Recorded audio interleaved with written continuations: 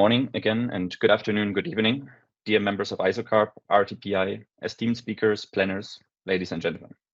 On behalf of ISOCARP, the International Society of City and Regional Planners, and RTPI, the Royal Town Planning Institute, it's my great pleasure to welcome you to the webinar on the learnings from and the implications of the leading global climate conference, COP28, for the urban and regional planning community. My name is Tjark Gall, and I'm a long-term member of ISOCARP and working on climate change and disaster risk management at the World Bank office in Delhi, and I will be guiding you through the session today. First, some technical information. As I already started, I would please ask you to keep your microphones muted at all time, but feel free to have your cameras on so we can see who is connected. If you have any questions or comments, you may share them at any point in the chat, or you wait until the discussion, which will follow after both the keynote and the roundtable. And this session is going to be recorded, will be made available publicly afterwards. So if you do not agree with your picture or any statement to be published, please off and get in touch with us afterwards in case you have any questions. Otherwise, to get an idea of who is connected, I invite everyone to write your location and your name and your affiliation in the chat so we know who is there, from where people are connecting, and so on. And then finally, a short overview of the agenda. We will start with a keynote by Debra Roberts, who I will introduce in a second. And this is followed by a roundtable with a set of great speakers from various international organizations, which will be moderated by Victoria Hills. So let's start with the keynote. Debra Roberts is a renowned expert and thought leader in the field of climate change and sustainable urban development. Among others, she served as a co-chair of the Working Group 2 of the International Intergovernmental Panel on Climate Change, short IPCC. And among also many other things, which I can't list today, she was also the lead author of the Chapter 8 of the report on urban areas.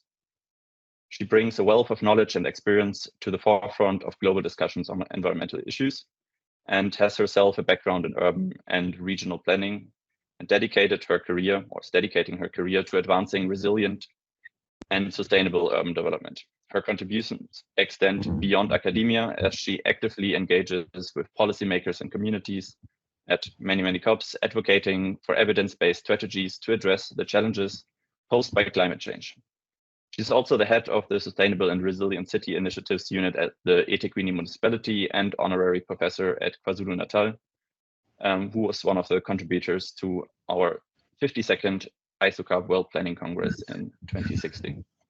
With that, I will start. I will repeat the request for everyone. Please keep your microphones muted. We will do our best to do so as well.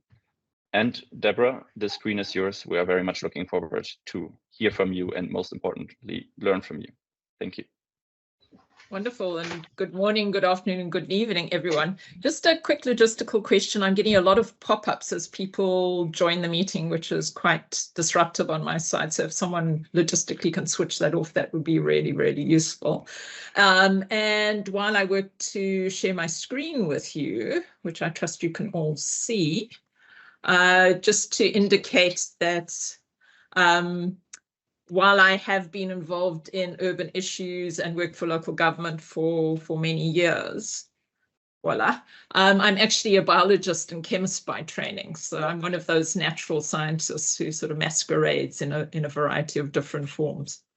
So it's a great pleasure to be able to talk to the planning community today. And what I want to do to really get the conversation going is to talk through some of the key messages that have emerged from the 6th assessment cycle of the Intergovernmental Panel on Climate Change, or IPCC, particularly pulling out the key messages from our synthesis report, which we released globally in March of last year. But I will be tempering the science with some personal reflections, because I think given the state of the world, it is important for each one of us to think about what the science actually means. The synthesis report is a really important product for the IPCC, because what it allows us to do is pull together some of the key messages from an assessment cycle. And this was the 6th assessment cycle of the IPCC, the longest and the busiest of the assessment cycles. We produced 3 special reports. We produced 3 big global assessments. And if we start off looking at some of the high-level messages that emerge from those assessments, you can see that the science really isn't pulling punches anymore. You know, scientists are generally regarded as quite conservative folks, but I think if you look at our assessments, you'll see that we're really trying to highlight the state of crisis that the world is in.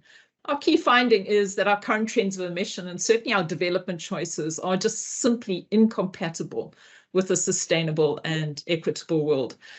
Perhaps not surprising. We've had over a century of fossil fuel use. We've had over a century of unsustainable land use, of unsustainable energy use. And the net result of this is we live in a very unequal world. Currently, according to our assessment, the 10% highest emitting households are responsible for about 40% of global greenhouse gas emissions, while the 50% of households with the lowest emissions are responsible for less than 15%.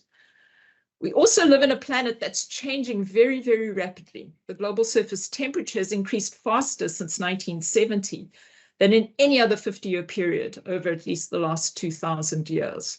And when we produced our special report on global warming of 1.5 degrees Celsius in 2018, we indicated that the increase in global average surface temperature since the pre-industrial period, and we use 1850 to 1900 as the proxy for that, is about 1.1 degrees Celsius. By the time we released the synthesis report in March of last year, we had to up that to 1.15.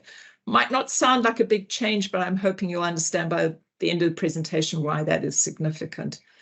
And the net result of our activities and the climate change that are driving is we now live on a planet where all aspects of that planetary system are changing. We're seeing widespread and rapid changes in the atmosphere, in the ocean, in the cryospheres, so the frozen parts of the world, and the biosphere, the living parts of the world. The impacts for us are dangerous and occurring in every region around the world. There are impacts for our communities, our human communities, but importantly also for the ecosystems that we're so dependent on.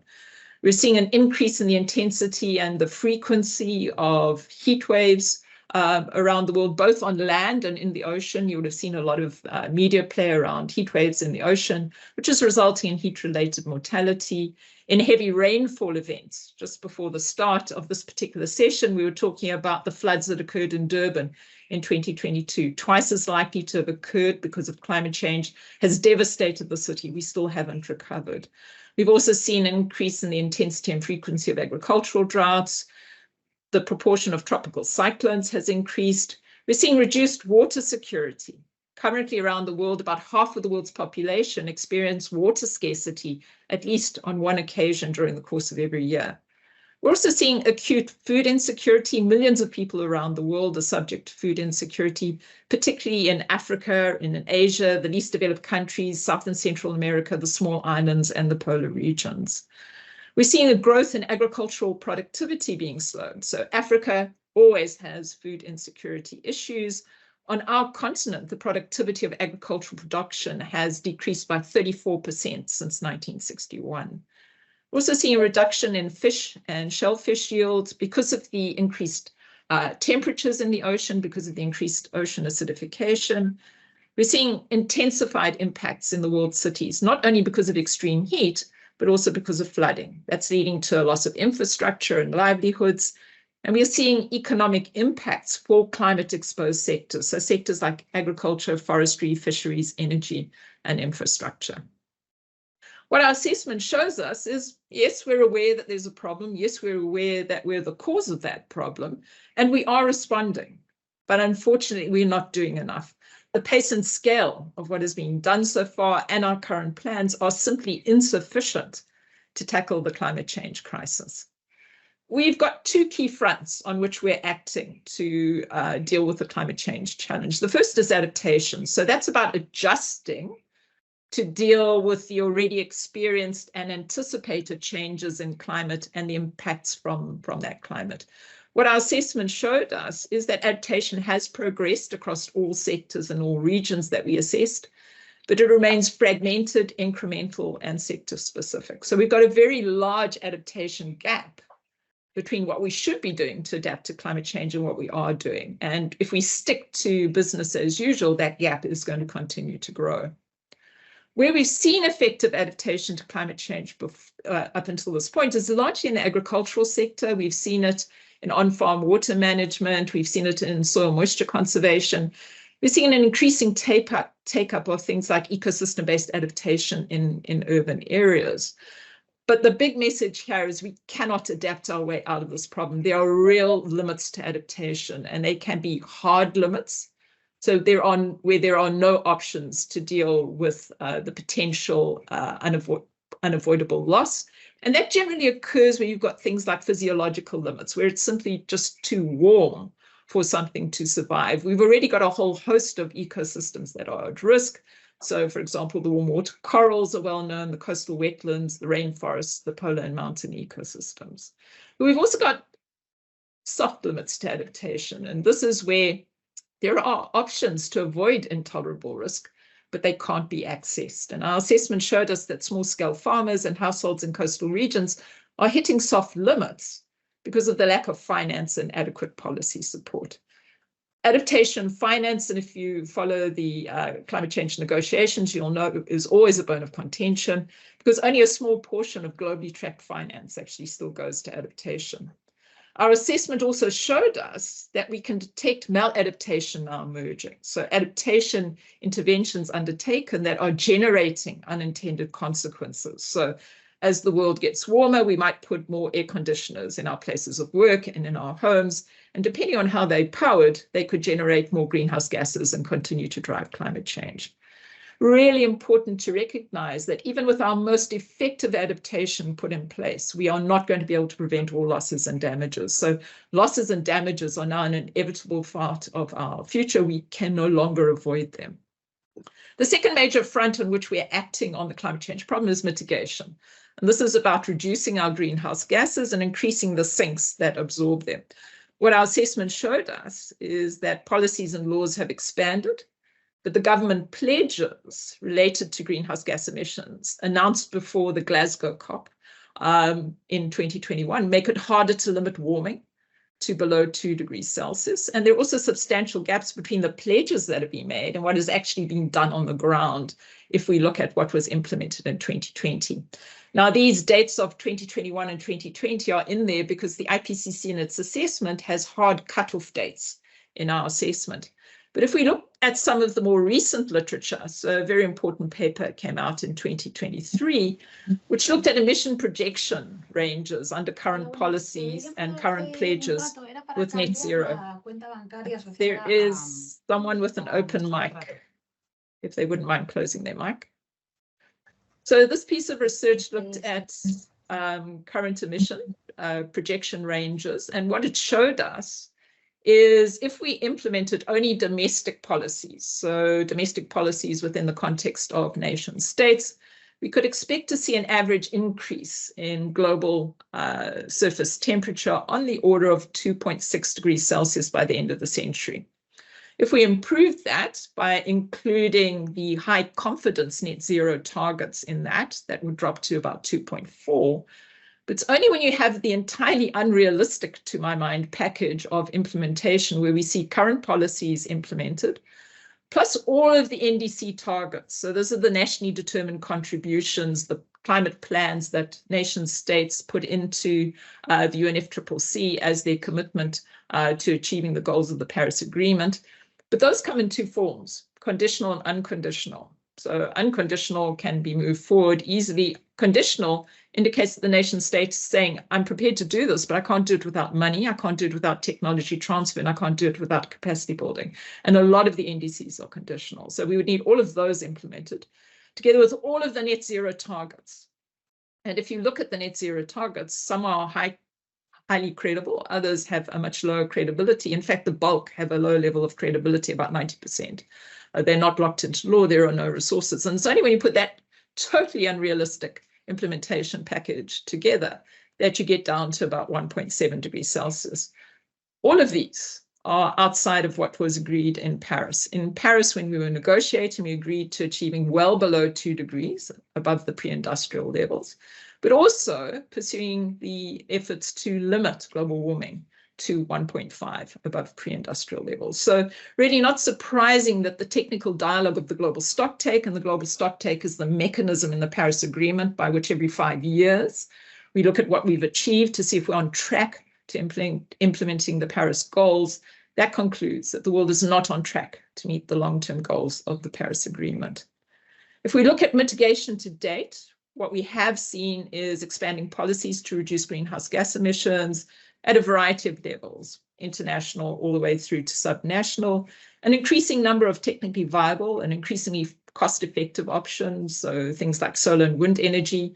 And if you look at the 2023 International Energy Agency report, it indicates that there's now an unstoppable shift to the use of renewable energy, but it's not happening fast enough to pull emissions down to a level where we're on track to meet the Paris Agreement goals.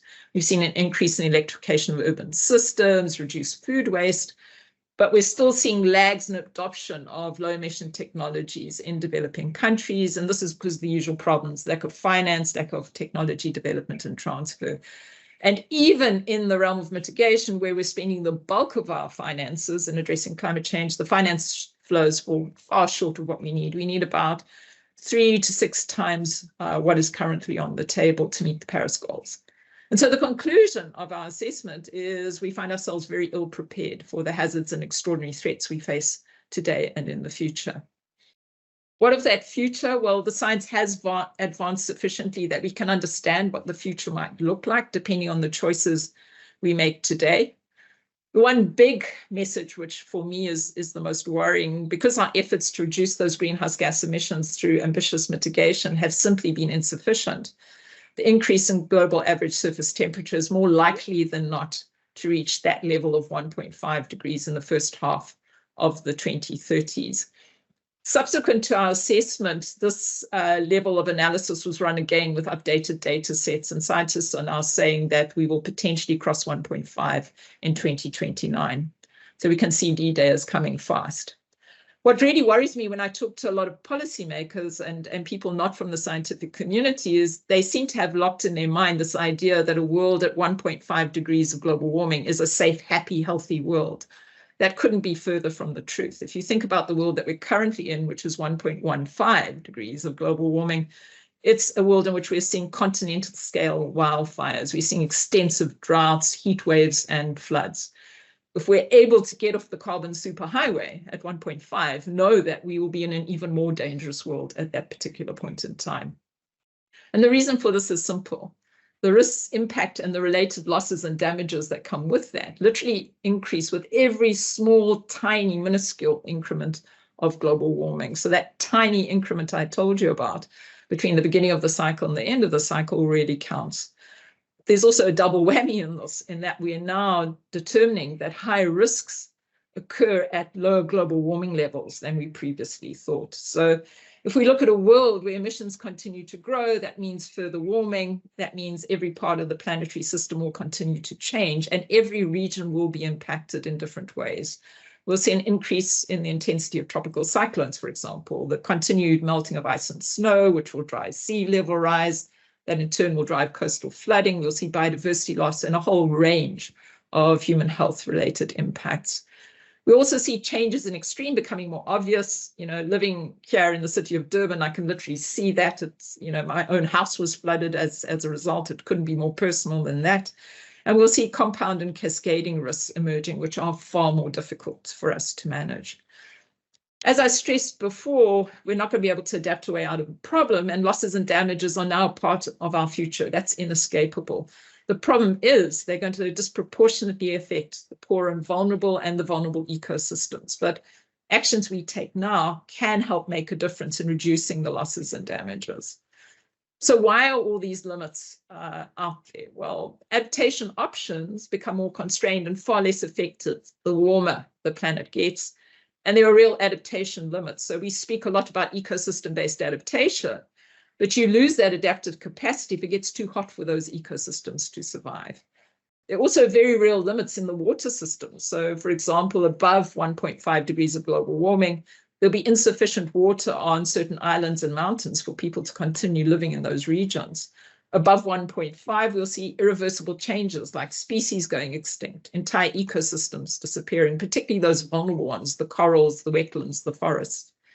We're also anticipating that above 1.5, there'll be dangerous feedbacks in the climate system. So the thawing of the permafrost will release more carbon into the atmosphere, and make it much more difficult for us to pull back global warming to 1.5.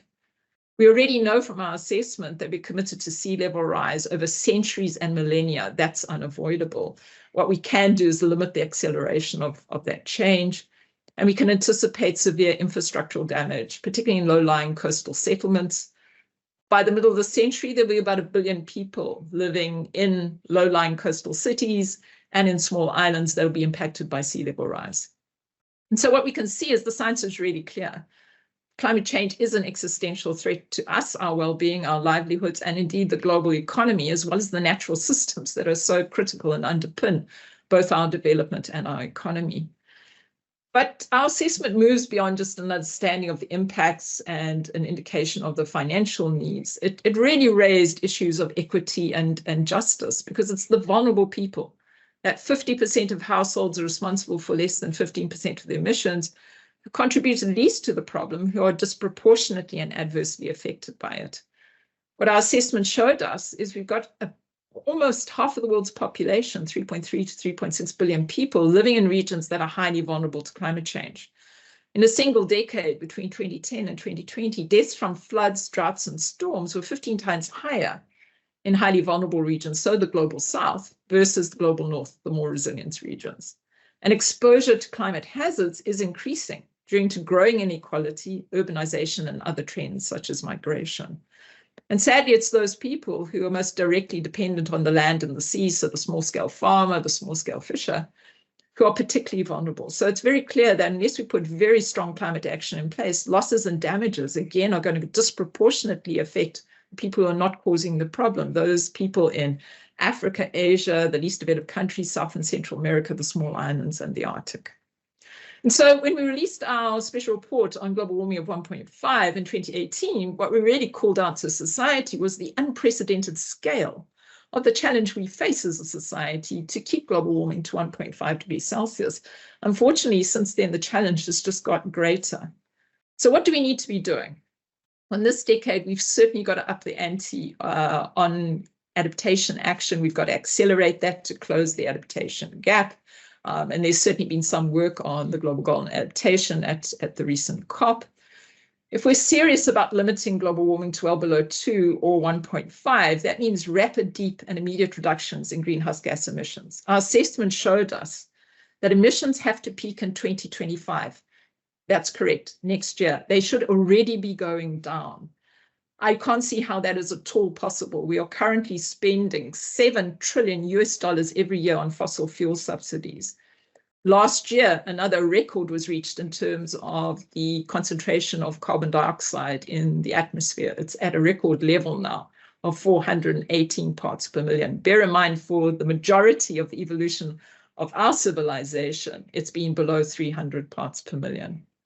The World Meteorological Organization, on its LinkedIn page on the 12th of January this year, announced that 2023 was indeed the hottest year on record. There's great expectation that 2024 will be even warmer. The average global temperature during the course of 2023 was 1.45. Now, that doesn't mean that we're that close to the 1.5 global goal, because that global goal is averaged over several decades. This is just an annual averaging. But many people are saying this indicates that practically the ability to limit global warming to 1.5 has passed. Perhaps the most important number in the synthesis report is that by 2035, global emissions need to be 60% below 2019 levels. And that 2035 is a really important date, because that's the end date of the second round of nationally determined contributions, the climate plans that governments need to put into place and send into the United Nations Framework Convention on Climate Change. The problem is those plans need to be prepared this year and submitted next year. And to give you a sense of the scale of what is required, in the next 18 months, we have to find a way to move from the projected emissions of current NDCs, which is indicated in red on this slide. This graph appeared in the technical dialogue of the global stocktake, so you can see where emissions go with current NDCs. But if we want to go well below 2 or limit global warming to 1.5, then you've got to look to the blue or turquoise lines. And I think if you look at that turquoise line and the minus 60, it's a dramatic change that needs to happen in the global economy. People say to me, but we made such great progress at COP28. We mentioned fossil fuels for the first time. Reality check on that one. It's taken 3 decades for us to acknowledge in international negotiations that fossil fuels are the cause of the problem. And promising to transition away from fossil fuels in the middle of a climate crisis. Here I'm with Michael Mann, probably one of the great heroes of climate change science.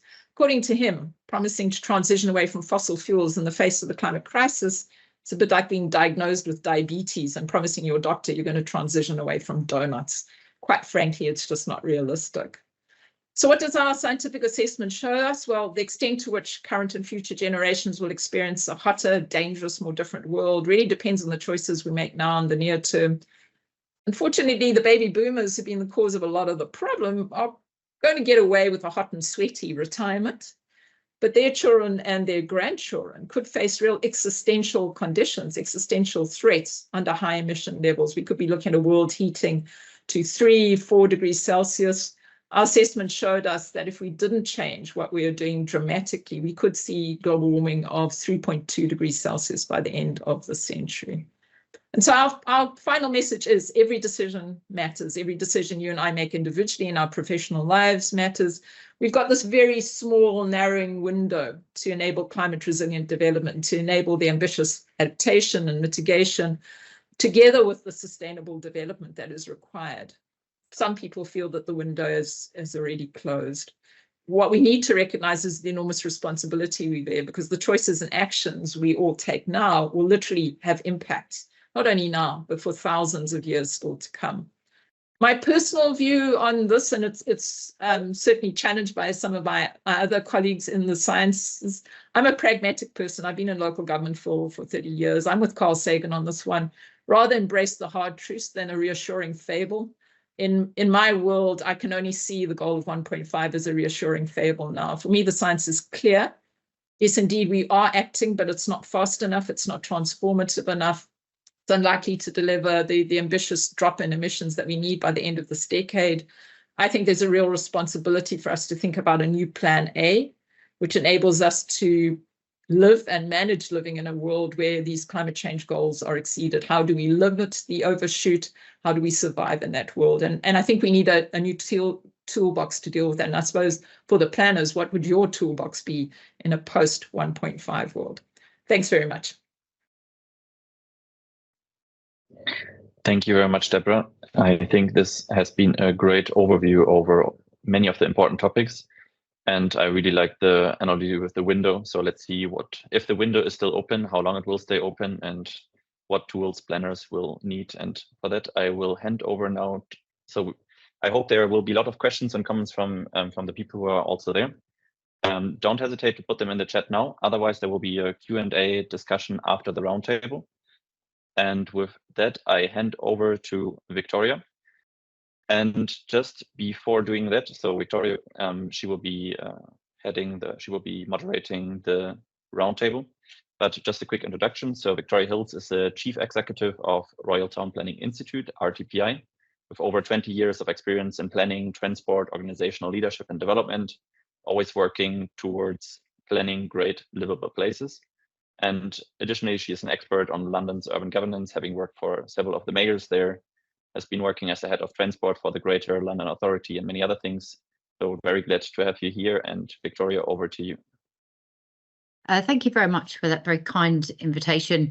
And it's a really excellent to have this opportunity for the Royal Town Planning Institute to work in partnership with ISOCARP, both in the delegation, but now as we ponder over all of the lessons learned and snippets of intelligence and potential solutions going forward. So it's my great pleasure to be chairing this roundtable now. And as was mentioned, there will be an opportunity for some Q&A as well. But I've got to keep a tight ship here. So I've got my stop clock ready to go because there's an awful lot to get through. So without further ado, I'm going to ask each of our speakers, I'll bring them in one at a time. They're going to get 2-3 minutes opening words just to highlight what their role is, perhaps in all of this. When they've introduced themselves, all of them, we will then move forward with some guiding questions, which I will lead. And then we'll pause at round about 2:10, something like that. We'll see how we go, so that there's an opportunity for you to ask some questions. We'll have 10-15 minutes for questions before I hand back over. So without further ado, and in no particular order, may I invite Lea Ranalder from UN Habitat just to say a few opening words and invite you to use your 2 to 3 minutes. Thank you very much, Lea. Thanks so much, Victoria, and thanks for ISOCARP for having me here this afternoon. Many greetings from Nairobi. And it's always really difficult to speak directly after Debra and to fill that full presentation that you just gave us. And maybe also to say, I am not an urban planner, although I do work at UN Habitat. I am an environmental scientist. So I do come in with that environmental scientist perspective into also what's the role of cities into tackling that climate crisis. And I do want to make briefly the link between what Debra just said to what happened at COP28 and what UN Habitat's role has been at COP28. We really, as UN Habitat, went to COP with that message that if we want to tackle the climate crisis, we need to do it with local governments and in cities particularly, because cities are responsible for such a large share of the emissions, but are also incredibly vulnerable to the impacts of climate change already today, and a lot more so in the future. And that's also where most of us live today, and even more of us will live in the future. So, I mean, I'm happy to give a brief overview of all the different things that came out of COP28, but I can also do that a bit afterwards. But I think coming out of COP, one big thing has really been that this was a COP that had cities more in the center than ever.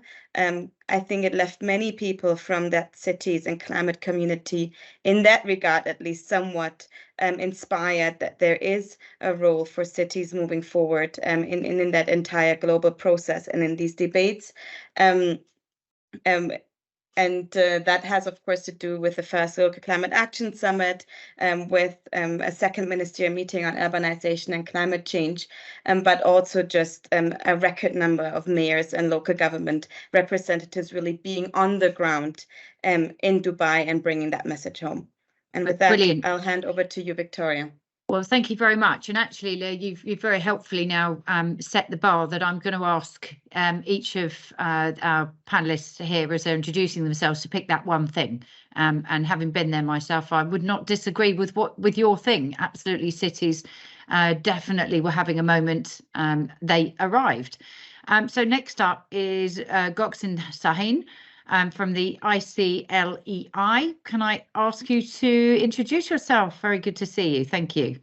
Yeah, thank you very much for having me here. I'm Goksen. I work at ICLEI Europe Secretariat. And for those who don't know, ICLEI network of local and regional governments is the focal point of local governments and municipal action constituency at UNFCCC. So we are kind of trying to coordinate our joint efforts at the UNFCCC sphere. And now if I follow the footsteps of Lea and say one thing that came from this COP and which is very crucial for the next steps of COP, and that might also maybe help us trigger some questions, is I would say the initiative that we call the Coalition for High Ambition on Multilevel Partnerships. That is a commitment signed by 70 parties of the convention, where they committed that they will work with their subnational levels when they will revise their nationally determined contribution and submit it ahead of 2025. So I think that was a key moment where we heard a kind of a key commitment from at least 70 countries that represent, I think, of close to 60% of global GDP, where they said they are ready to work with their subnational governments. So besides kind of bringing a huge number of local and regional government representatives to COP and having the Local Climate Action Summit as a part of the COP instead of a kind of sidelined event, and having the second urbanization ministerial with a kind of very important number of minister ministers participating to that event and having this commitment. I think this COP kind of created an important milestone that we need to build on for the next steps. Thank you. Thank you. That's a fantastic scene setting there. So thank you for those observations. I'm next going to invite President Sue Bridge from the Royal Town Planning Institute. Sue, over to you to say a few words and perhaps one key thing you took away as well. Thank you.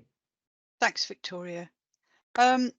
Just for those of you who aren't aware of the RTPI, we're the Royal Town Planning Institute. We've got 27,000 members, and although most of those are based in the UK, we do actually have members in 81 countries. So we do have a global reach as well as a domestic reach. We're championing the role of planning in delivering mitigation and adaptation. And for me, one of the big takeaways from COP was the fact that the voice of planners was very muted. There were lots of architects, there were lots of engineers and others, environmental scientists, talking about climate change, adaptation, mitigation, the importance of multi-level action, cascading the NDCs down from the national level to local government, mayors, and thence to communities. And I think that for me is the biggest takeaway, is that without the populations of cities being engaged in this process, and let's face it, they are not engaged in this process at the moment, it won't be 1.5, it won't be 1.6, it won't be 2. We need to get that message through. We are also very keen to champion a just transition, and we have produced several documents on the RTPI's role in climate justice, and I would urge anybody who's interested to go onto our website and have a look at those. But for me, COP28 was an invaluable opportunity for us to start getting our act together, basically, to show how planners need a stronger voice on the global stage. Thank you very much, Sue. Back to you, Victoria. Thank you. And I think there's some food for thought there for the future discussion, and in particular what we need to do more of, how we need to do it, and looking ahead to the future. If I can now move on to Martina Juvara from ISOCARP. Martina, well, many of us who follow you on LinkedIn, of course, have had a sneak preview of what you might say, but over to you. Well, you know, I'm not going to summarize all that I sort of put on LinkedIn, it is far too much, but I was the representing ISOCARP at COP28, coordinating the delegation. You know, I was officially the head of delegation, but heading nothing. You know, we are all very experienced planners there, but maybe sort of collating the discussion. And I'm a planning practitioner, so I will take my one message is a very pragmatic, practical one, linking somehow maybe to Debra. Is very clear at COP that we need really deep systemic and transformative change in cities, really deep. And for that, we need to imagine a city that we don't know yet, a city that is fossil fuel free, plastic free, waste free, where nature is regenerative, and when nature takes over. The glimpse, one of my friends reminded me yesterday, the glimpse that we had during the pandemic, the total lockdown months, in which we saw nature taking over, but the emissions were not even low enough. So that is the scale of what we need to achieve, a massive change without the lockdown and seeing nature taking over again. So that being able to imagine that is important for citizens to be able to embrace it, for us to be able to plan it. And then the second is really acknowledging that we have planned the wrong city for the past 100 years or more. And that means that the legislations, the tools, the assessment systems, the cost-benefit analysis, the way we apply for funding, all of that has led to taking the wrong decisions. And those will not change overnight. So us on the field, as mayors, as citizens, as practitioners, we have to work with the wrong system, but to achieve the right results. How do we do that? I don't know. a lot of energy and a lot of effort, I guess. But we have not to work to be conscious that we are working with the wrong regulations to achieve what we need to achieve. And one last point is also we need a different type of leadership or a different type of mindset. We are in this competitive world in which being the first with the largest battery plant or the first to have this, the first to have that, that is meaningless. The scale is so huge that is only through collaboration, through doing things together and doing the steps, everyone at the same pace or as fast as we can, but all together. No, that of being the first doesn't mean anything at all. That's my message. Thank you, Victoria.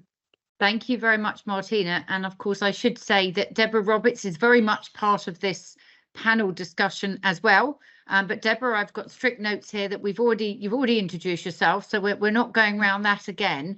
What we are going to do is I'm going to introduce a couple of questions and invite our panelists to come in, one at a time or not.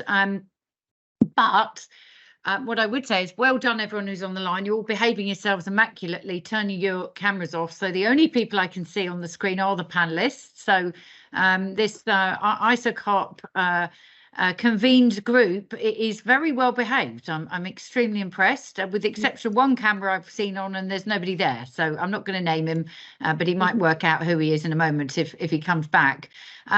So I've got a sort of an opening question before we get into the nitty gritty of what planning and planners might do. Have any of the panelists got any observations on how to bridge the international negotiations, bridge between the international negotiations and practice? Because one of the complaints we certainly hear sometimes in the UK, can't speak for the other nations around the table, is that this is all so high level, we can't actually relate to what it means we need to do. That point I think Martina was just making, we do in the day-to-day. Has anyone got any thoughts, would like to come in first on how do we bridge that very practically between the international negotiations and practice? Yes, thank you, Debra.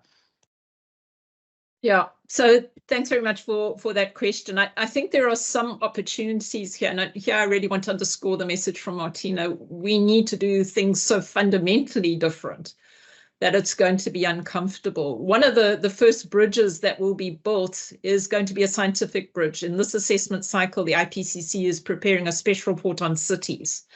Now, that's going to be useful in the sense the scientific evidence that relates to cities for the first time will be focused on. But we must also see it as a critical political moment.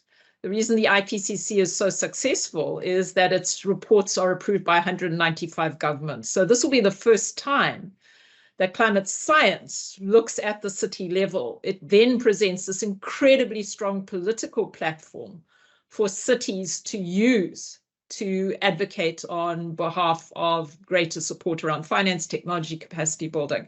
But that report will only make sense if this community interacts with that report. So this community needs to organize itself. It needs to be looking at drafts of that report.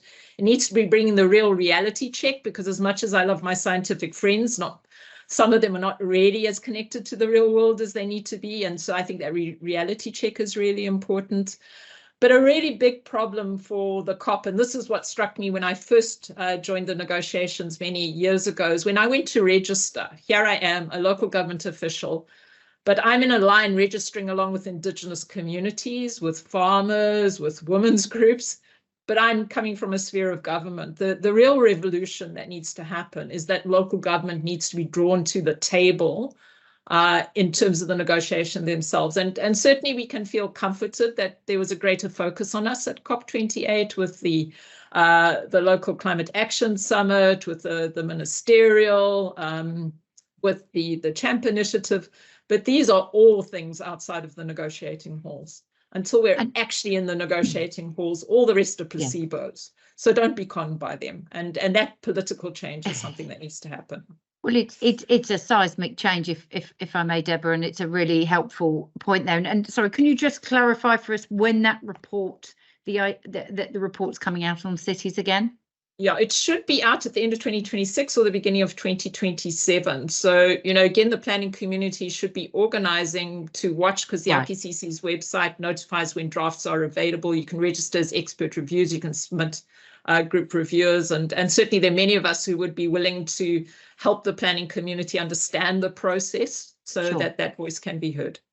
Well, that's excellent. And I wanted to come straight back in on this point of, you know, how on earth is local government going to elbow its way to the top table?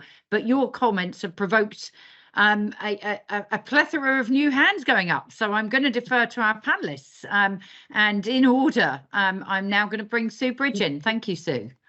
Thank you. Yes, Debra's remarks there about local government definitely struck a chord with me. And one of the things, I spent quite a lot of time at the ICLEI Pavilion, the Multi-Level Action and Urbanisation Pavilion at COP, which had some really interesting talks, discussions, panels. Looking up on the website, I wasn't familiar at all until COP28 with the Organisation for Sustainable Local Government. There are 150 members of ICLEI who are in Europe.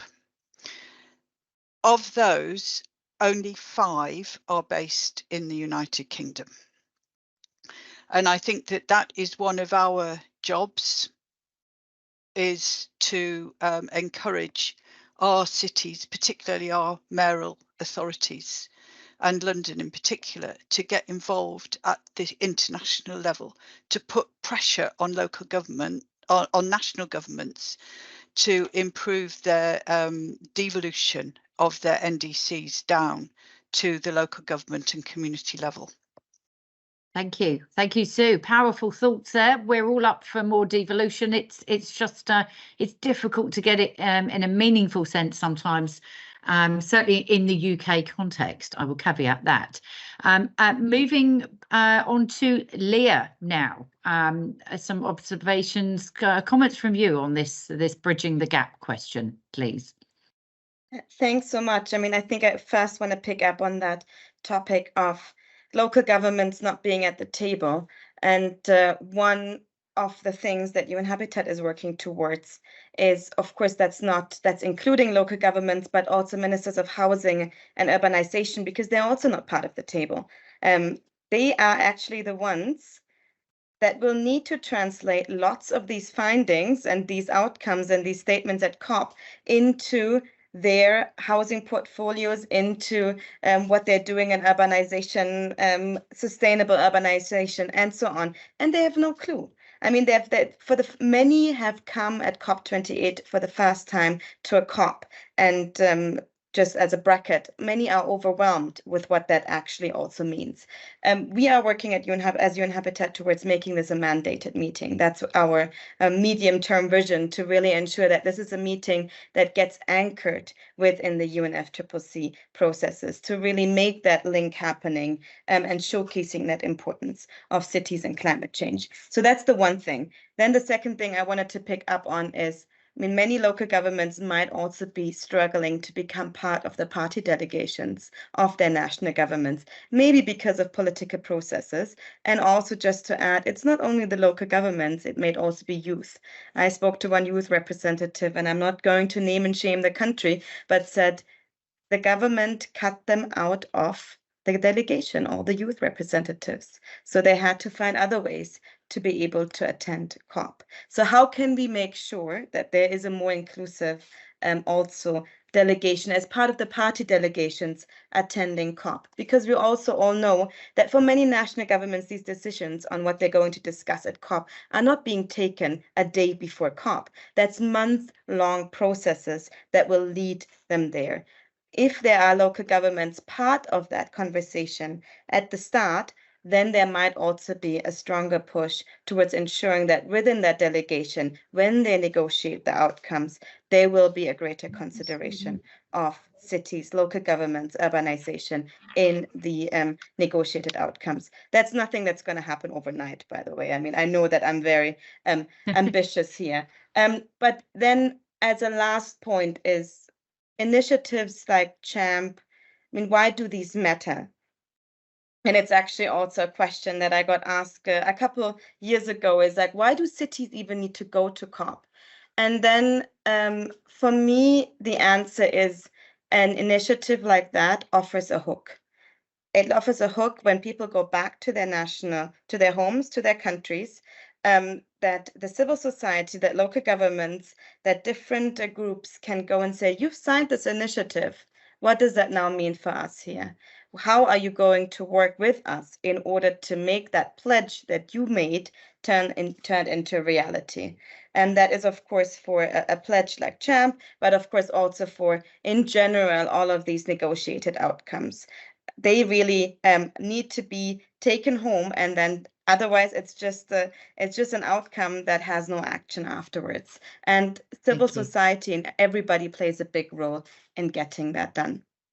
Thank you very much. Really practical things there, and the best of luck with getting the meeting mandated as well. There's lots on there. So we're moving back to Goksen, and apologies, I don't have quite the same level of pronunciation of your name as I should do, but over to you. Thank you.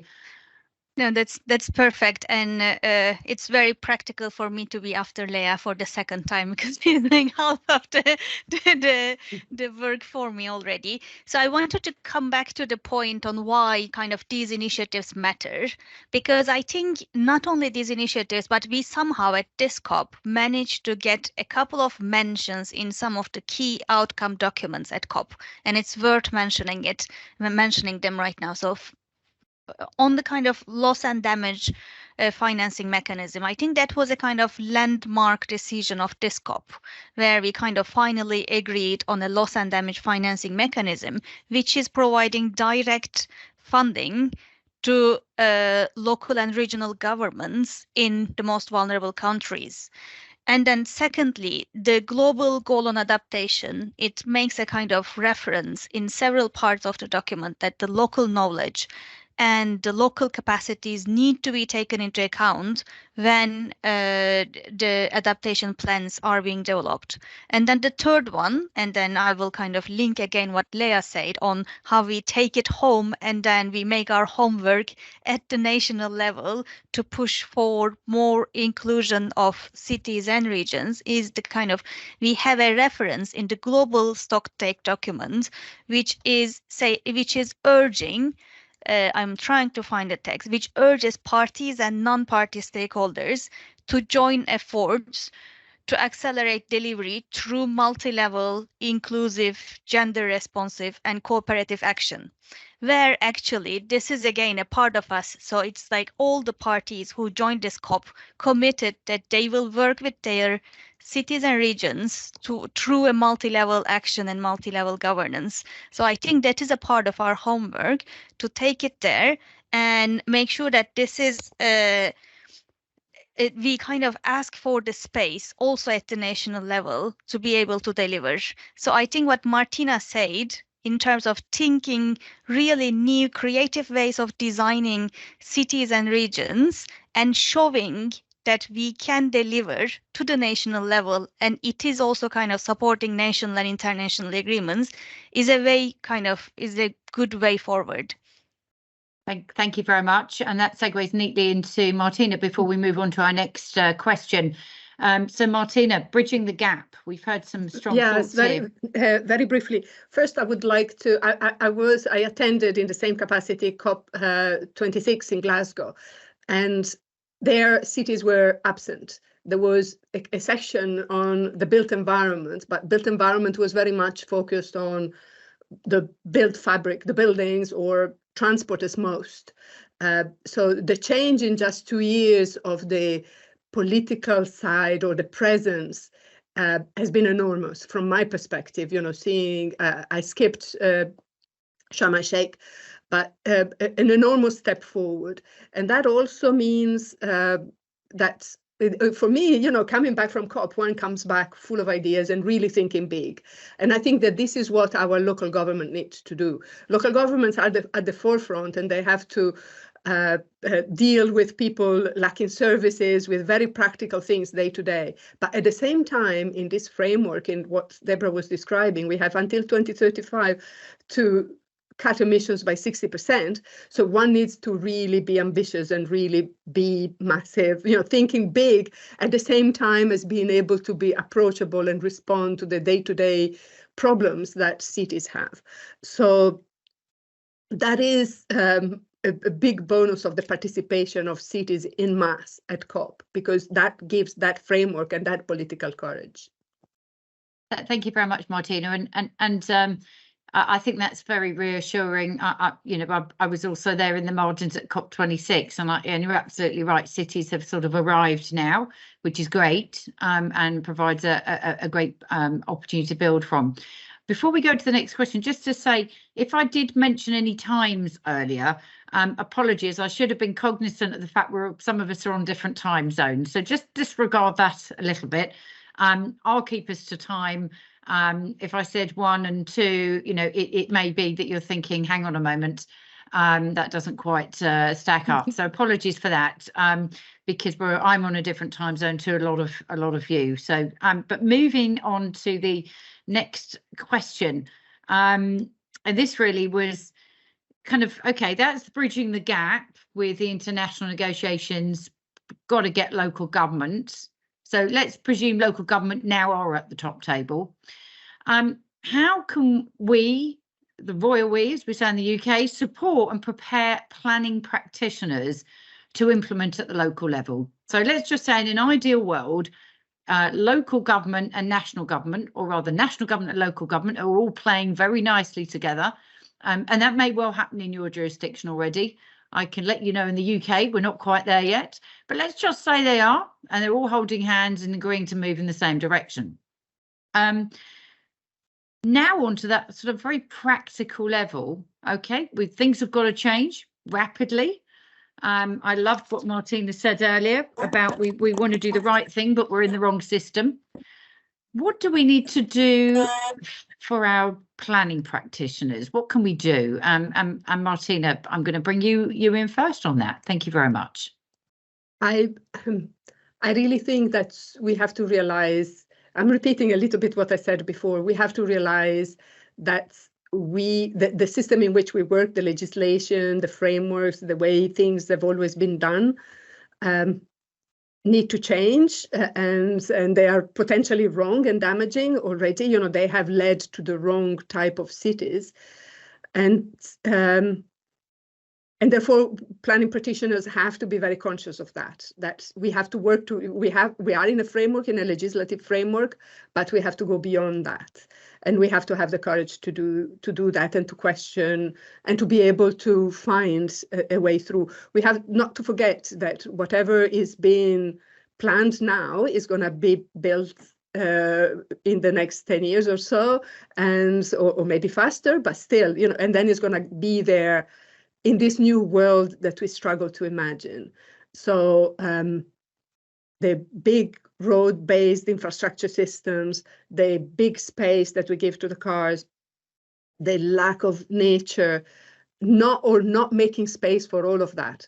Somehow that needs to change. That starts from being able to design it differently, to imagine it differently, and to sell it differently. And if there is a time in which planners need to be warriors, this is one. This is it. This is it. It's a call to arms. We're all warriors, and there is an interesting, observation in the UK. Many of our local authorities have declared a climate crisis because it's particularly expedient, to be seen to be doing that. But the practicalities, many of the things you've just mentioned. New developments still require the old ways of working. And what do we need to do differently there, for example? And, this is hot news in the UK at the moment because, major investment decision taken yesterday by Tata Steel and government not to produce steel in the UK anymore and to move towards a clean tech solution is what the future sort of looks like. But at the same time, I think it was mentioned perhaps earlier by Deborah, some of that future it will be a little bit painful, and that's certainly hitting the headlines today. And so change is coming, but it is moving at different rates across different places. So perhaps I can bring Sue Bridge in now just to share any thoughts on, Sue, how are we going to get our planning practitioners to kind of do the right thing at the local level whilst this pesky national framework perhaps might be not quite where it needs to be?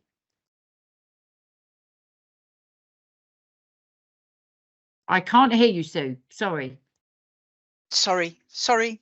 I would make everybody compulsory to watch Deborah's presentation just now, because that was very powerful. And I think that one of the issues that we have to get over is that urgency, which actually at the moment I don't think is there. We need training. We need the tools to do the job. We need our young planners coming through university to be absolutely on top of the subject. So important. Are our universities really giving them the tools and training to do the job that they need? But most of all, we need resources. We need planners. We need more planners. There's a global shortage, and we need to equip them to be able to do that. Such an important job in adaptation of cities. Thank you. And yeah, an awful lot of work to do there, and an exciting career. We hope to inspire the next generation to come through. Absolutely. Thank you for that, Sue. Goksen, observations. Have you got any practical solutions here? I think it is, I mean, we are talking about the climate crisis, but the climate crisis is very much connected to the biodiversity crisis, and the way we address it is also can solve a number of social issues or create a number of social issues. So I think one solution is to kind of to think always in a holistic way and try to find kind of this multipliers where you can create co-benefits through one project. So we know kind of I'm based in Brussels, so we know a couple of projects where trying to kind of by through making a nature-based solution area, you address a kind of this, you create green spaces that is an adaptation solution, but that also addresses a kind of a social issue in the city. So these solutions exist. I think we need to kind of think a bit more in a way that we address or we try to come up with solutions that address several issues at the same time, and we try to show that they are working. Yeah, thank you. Thank you very much. And that's very much a systems approach, that holistic way. The planning profession, we always say in the UK, are very well suited to doing that, because planning is, you know, those are the skills that are required to be a planner, is to look at things holistically, weigh things up for the greater good. And slightly less linear than perhaps, you know, an architect or an engineer's view of the world. She says controversially, no offence meant to any on the line. And I will invite you for questions in a moment. But before I do, Lea, any practical sort of, you know, how do we prepare the future city planners to meet all this rapid urbanisation we're going to see over the next 100 years? Thanks so much. Maybe I'll expand that question a little bit and not only apply it to planners, but in general to local government officials. Just 3 points to reiterate is, of course, the human resources in order to make this happen. The financial resources, we know that not nearly enough money is going to the local level, because often the local governments are not even able to get money for big projects of international markets, of national markets, get these loans in place to make that happen. But also then linked to that is that often the data is also missing in order to build that baseline of how these projects could look like. And we all know that, especially if we talk about private-public partnerships, there will need to be that there will be that request for data and what's the project going to look like, and what is the revenue going to look like in 10 years, and that's the basis for that is data.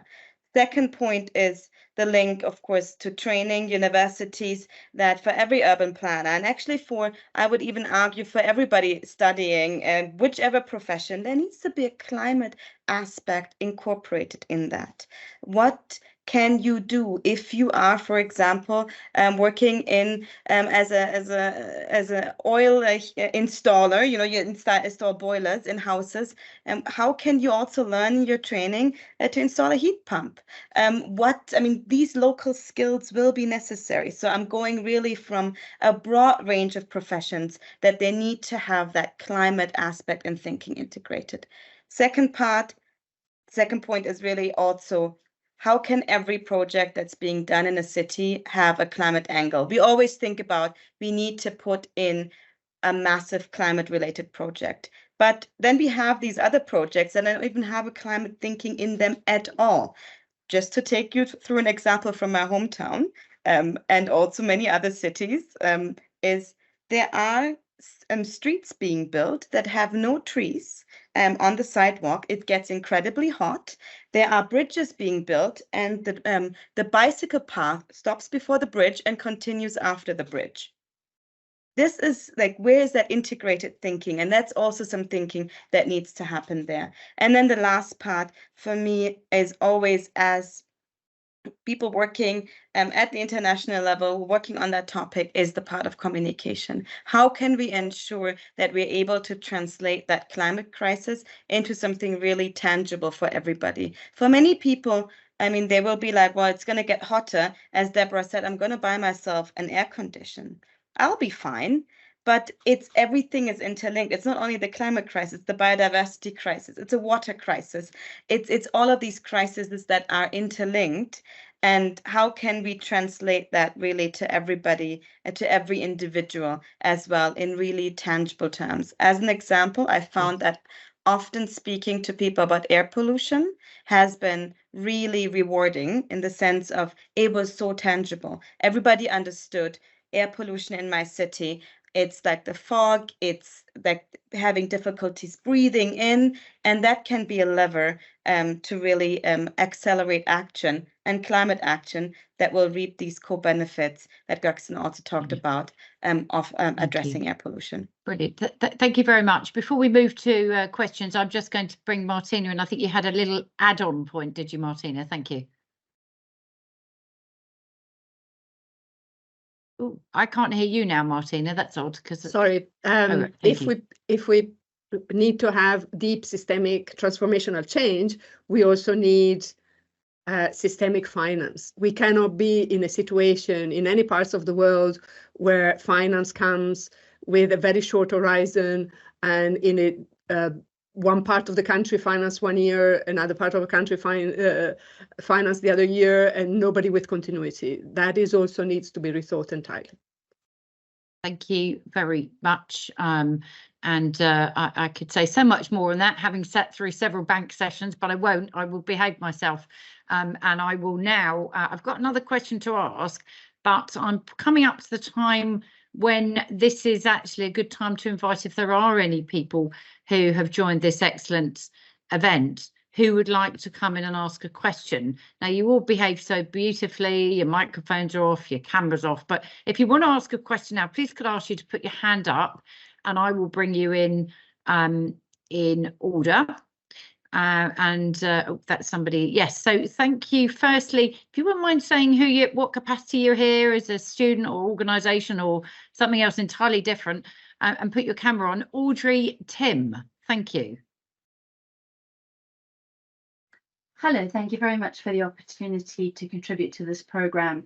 I represent AIPH, the International Association for Horticultural Producers. We represent the global ornamental horticulture industry. We are the people who produce, create, breed, deliver, and maintain the plants that are such an important part of our cities and their future. I'm very pleased to listen to all of these opinions and hear them. There's a lot that resonates. So just a couple of points that to note. Sue Bridges, lovely to hear your words resonate strongly. We were at COP representing the ornamental horticulture industry and also felt that our voice was very muted. Some of our outcomes, we had a feedback session a couple of weeks ago, was about speaking not only to those who speak the same language and the same outcomes as us, but going and speaking in spaces where people don't understand why we're there and being politely disruptive in those fora. Another aspect that we've come across where there'd be very good connection, perhaps collaboration, is very much about training and skills and the resources. We're trying to change the way people think about how cities work and function. Certainly for us, it's about bringing plants in, but the skills and resources aren't there. So AIPH is looking at developing a much stronger collaboration with ISOCARP and connecting. We're all trying to achieve the same things. So with that, and do you have a question, Audrey, please? Yes, I do. So with that, it's really about, how do we go about really activating these collaborative connections and working together and looking at COP29, what levels are there that we can develop frameworks and shared ambitions and shared voices for COP29. Some of that's been touched on, but if that could be elaborated on, that would be great. Thank you. And actually, that is the last question. So that's a brilliant question. And I'm going to take two at a time, if I may, and bring in Marie Delector-Hanna. Thank you, Marie. Hanna, do you hear me? Yes, we can hear you. And yes. Where are you? Where are you in from, and who are you here for? From France, the French Ministry for Ecological Transition. Thank you very much. I wanted to, starting from what Debra said and what Audrey just mentioned, I think a very, very, very important question is that of equity and justice, as Debra said. And I'm always worried by the fact we tend to consider environmental questions without linking it to social or economic issues. And that's very important, because now in Europe, for instance, we hear more and more, yes, but if we take governments, for instance, say if we take a strong position for energy or for biodiversity or for CO2 emission, then people are going to be unsatisfied. It's going to be difficult. They are going to protest and all this. And I think the main reason why our citizen protest is because it seems unfair to a vast majority of us, with the feeling, it's what happened with the yellow jackets in France some years ago.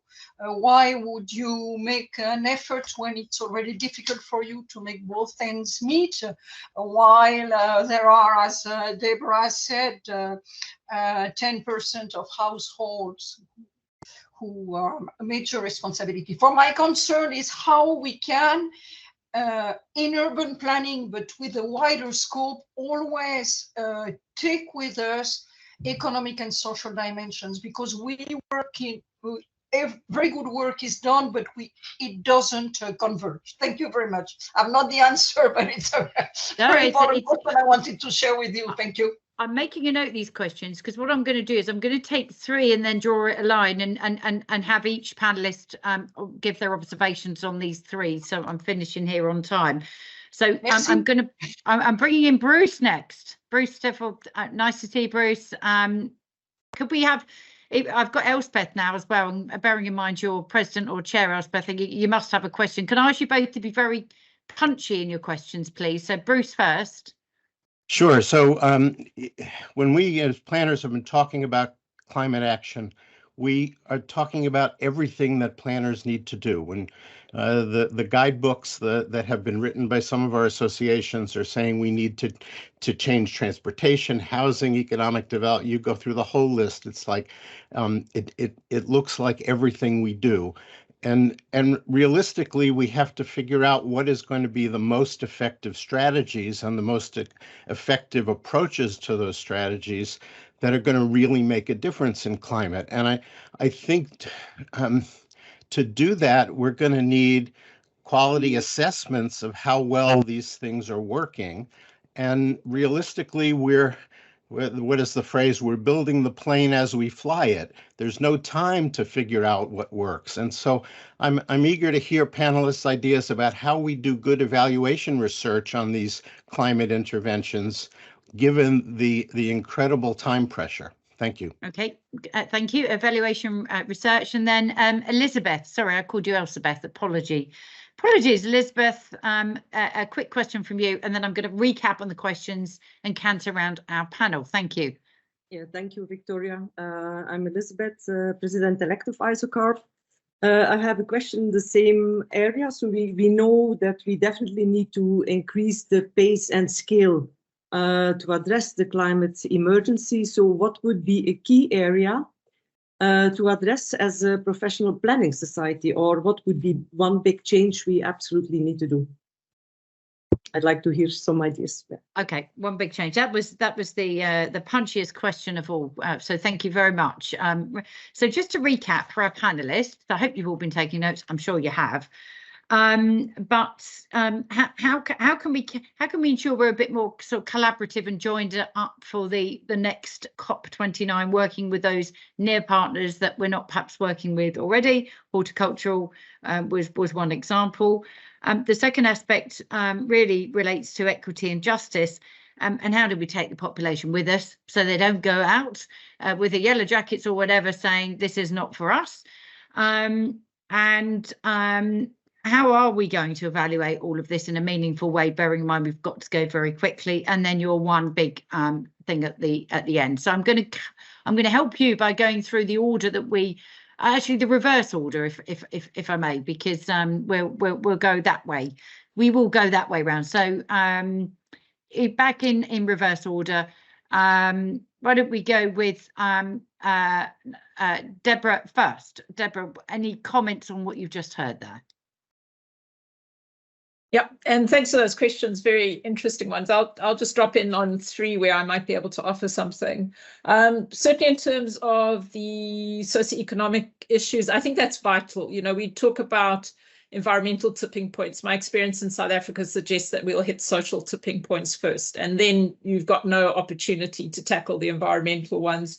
It goes back to the point that Lea made. Literally everything we do needs to ask the climate question, and every climate intervention has to have a developmental gain. We can't not go that route, and that's not happening because of the problems we identified. Planners are not up on the climate science. The climate scientists are distant from reality. So we need opportunities to pull these communities together. The way we've done that in Durban is we've got a research partnership with the local universities that puts those two resources together, where you can have parallel work streams. So, you know, we're doing their assessing.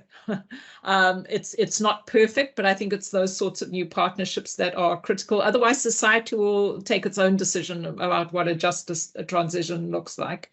The one big change for me is I think someone has to be brave enough to say that we need to move beyond the traditional planning for our cities. Someone has to say that cities now need a post 1.5 plan. We've got to start thinking about what that means. Our cities are big. You can't turn the ship around easily. How do we handle it where ecosystem-based adaptation no longer works because it's too warm, where traditional jobs are no longer in the offing, where traditional livelihoods are simply impossible because it's too hot outside? And someone needs to think about the consequences of that, because that will generate the need for vast safety nets that we don't have in place from a social and ecological point of view. Thanks very much. Well, thank you very much. And of course, we're all looking forward to the future report as well. But just moving swiftly on, Martina, would you like to share any observations or answers to those questions? Thank you. Yes, very tough to intervene at this point, especially after what Debra just said. But I think collaboration is key. It's very clear, abundantly clear, that it cannot be done from one angle alone, and also picking up on what Audrey said, but also what Marie said, protesting is something that is going to be hugely detrimental, not just because it fractures society at the moment in which society will be fractured by all sorts of events, that climate events, but also if we are building, if we have to proceed at speed, we have to invest also into communicating and into collaboration, into being open. And that is an essential investment. It might feel it's better to decide first, to communicate after, but that protesting will stop everything, and we don't have the luxury to do that. So to change on a dramatic scale, we need to invest in communication as well and collaboration. Absolutely, we would agree. Telling the story in a way that is meaningful and purposeful to people, a call to arms. You were talking about warriors, and getting people to own it is very much at the heart of perhaps how we need to do things differently going forward. Sue Bridge, what can you add to this amazing set of questions and observations so far? Thank you. Briefly, education, education, education. And it needs to start right at the top with our politicians and national governments, and it must cascade down to everybody so that our communities are involved. What can we do as the Royal Town Planning Institute? I think we need to engage positively and dramatically and urgently with our built environment professional organisations across the board, our architects, our engineers, and so forth. And also, I think storytelling has got a big part to play in this, to actually get it down to meaningful levels, because it becomes so scary that everybody will switch off. And I think that actually is probably where we are at the moment. So it's how do we actually get these bite-sized chunks, get the message into easily digestible form so people will engage. And that I think is a challenge for all of us. Thank you, Victoria. Thank you very much. And Goksen, any sort of final comments here that you would like to add? I will try to kind of comment on 2 points. One is kind of how we can collaborate better, and in the UNFCCC sphere and towards the next COPs, I think we have a kind of a key opportunity, because one of the key decisions that came at this COP was about creation of a roadmap to Mission 1.5, where parties and non-party stakeholders are invited to work together until COP30. So actually we have a kind of 2 years work plan ahead of us, where we need to push all the limits and make our space that we want to work together. And then and we want to bring our message to the table to achieve the Mission 1.5, as they call it, even though Debra made it very clear that we need to think another kind of A plan right now.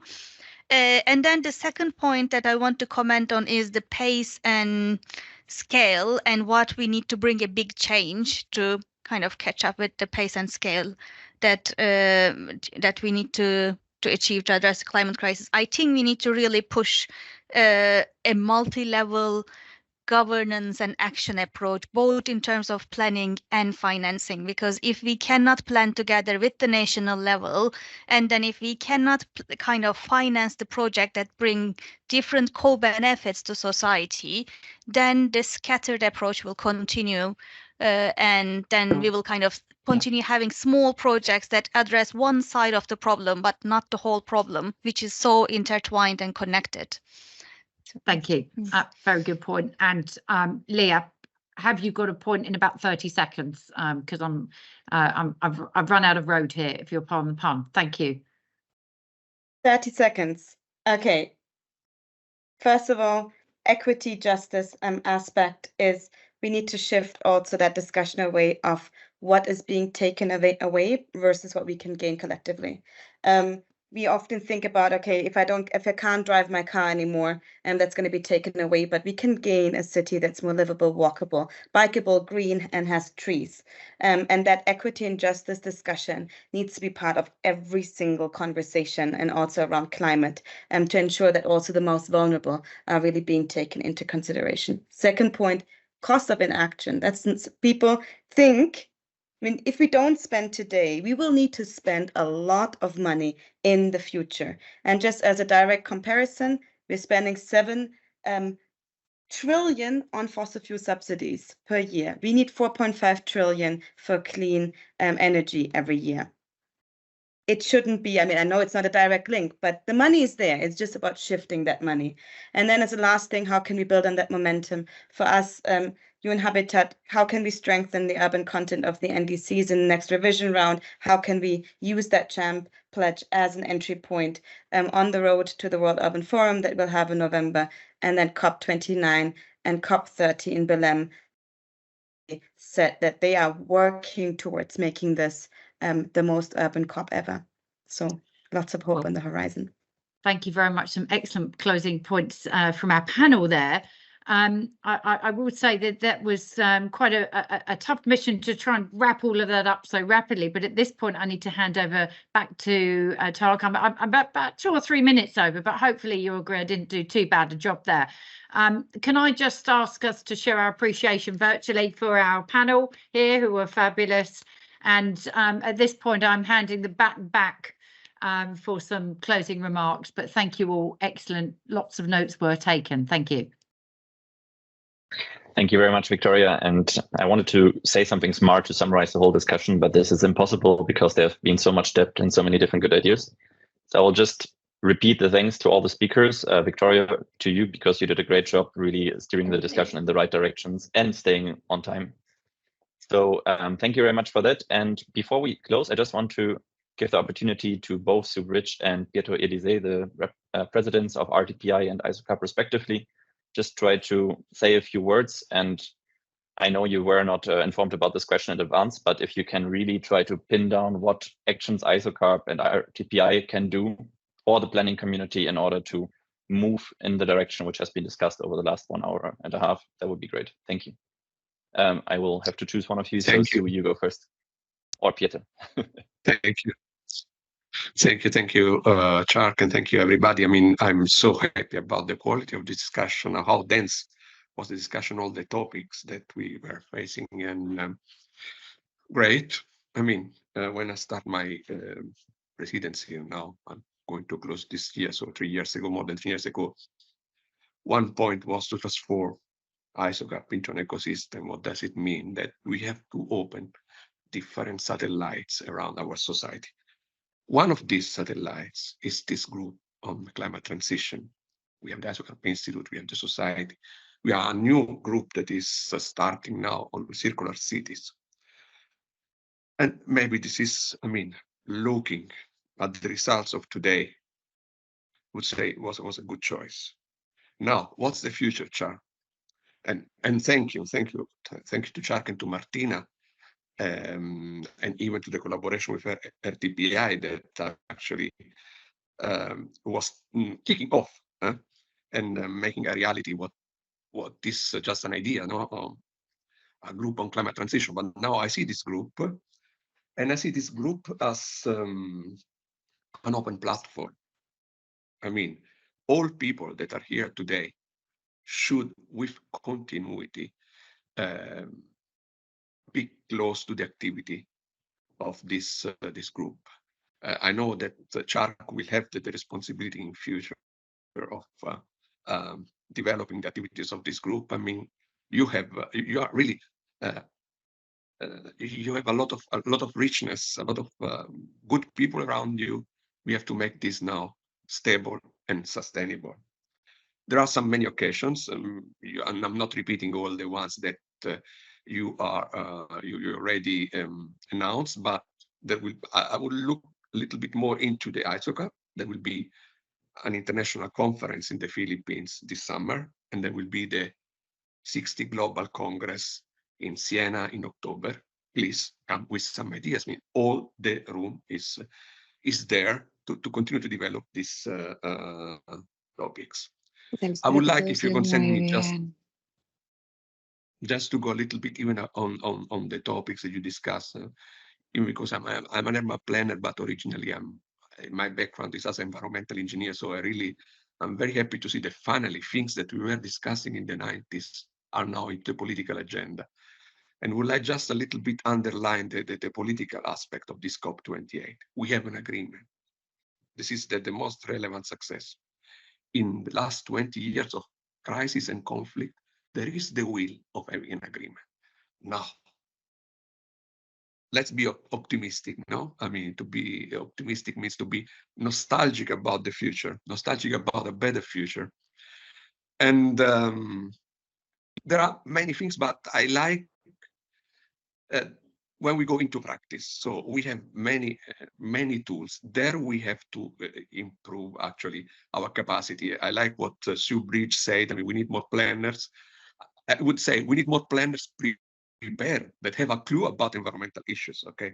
We have nature-based solution, positive energy district, energy communities, a lot of tools, a lot of practices.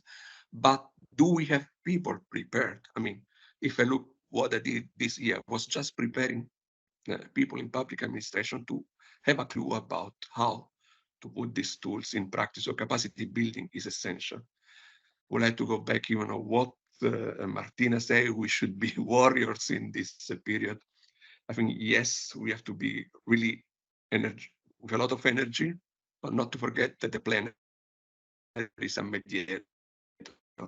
So we need to create an integrated approach, that discussion on multi-level governance, and not to forget that the action is local. So not to forget the sustainability. Sustainability is something that is happening at local level, and everything. This is the place, not the place based where we are going to integrate tools, policies, and our knowledge. So I'm starting to be quite boring, and I stop here. But I'm very happy about the results of this event today, and congratulations to all. Thank you very much. Thank you very much, Pietro. Sue, over to you for the very last words of today. But please unmute your microphone first. Sorry. I think this event and the joint working that we had during COP28 has demonstrated already the success of the collaboration between ISOCARP and the RTPI. And for that, I thank Pietro and Martina and all the other ISOCARP representatives who have been so kind in welcoming us into your fold. We mustn't, however, forget the Commonwealth Association of Planners, the European Association, the Global Planners Network. We have a very powerful international grouping that we can actually use. We've talked about COP29. I think that is too ambitious. I think we need to work towards COP30, which is the COP, which is going to be the COP of urbanisation. And really, over the next 2 years, we can be, as Martina has said, the warriors for change. We've talked about collaboration, we've talked about holistic approaches, and between us all, we can actually start to get some coherent and collaborative action. And I have enjoyed it immensely. It's wonderful to see so many planners from across the world here today, and I thank you very much for your participation in this event. And on that, I'll hand you back to Tjark. Thank you. Thank you very much, Sue. And that's the end of the event today. So I just want to say 2 more things. First, thank you very much for all behaving very well, keeping your microphones off, and many of you the cameras on. So that's very nice. That already links to the first question. We invite you all to switch on your cameras who are in the situation to be able to do so we can take 2 or 3 little pictures, which would be very nice.